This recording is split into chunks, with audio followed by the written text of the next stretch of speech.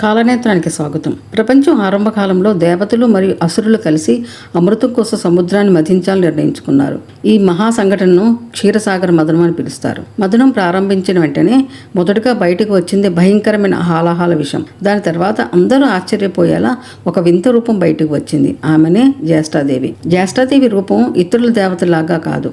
ఆమె ముఖంలో ఆనందం లేదు. ఆమె కళ్ళ అలసట కనిపిస్తుంది. ఆమె వస్త్రధారణ కూడా సాధారణంగా ఉంటుంది. ఆమెను చూసి దేవతలు కొంచెం భయపడ్డారు. ఆ తర్వాత అదే క్షీరసాగర మధుర నుండి ప్రశాంతమైన రూపంతో అందాల దేవత లక్ష్మీదేవి అవతరించింది. ఆమెను చూసి అందరూ ఆనందంతో నిండిపోయారు.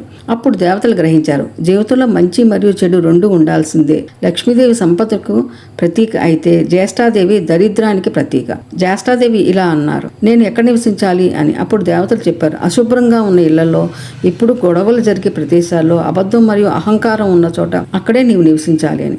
అది విన్న జ్యేష్ఠాదేవి అలా జీవించడానికి అంగీకరించి ఆమె అక్కడే నివసిస్తూ మనుషుల జీవితాల్లో కష్టాలు మరియు కలహాలు తీసుకువస్తూ ఉంటుంది. అయితే లక్ష్మీదేవి మాత్రం శుభ్రత ఉన్న ఇళ్లలో, శాంతి ఉన్న ప్రదేశాల్లో, సత్యం మరియు దయ ఉన్న చోట ఆనందంగా నివసిస్తుంది. ఈ కథ మనకు చెప్పే సందేశం ఏమిటంటే, మన ఇల్లు శుభ్రంగా ఉంచుకుంటే, మన మనసు మంచిగా ఉంటే, మన మాటలు నిజాయితీగా ఉంటే లక్ష్మీదేవి మన దగ్గర ఉంటుంది. లేకపోతే జ్యేష్ఠాదేవి మన దగ్గరకు వస్తుంది. అందుకే మన జీవితంలో శుభ్రత, శాంతి, సత్యం చాలా ముఖ్యమైనవి. ఇది జ్యేష్ఠాదేవి కథ మనకు చెప్పే గొప్ప బోధ. Thank you.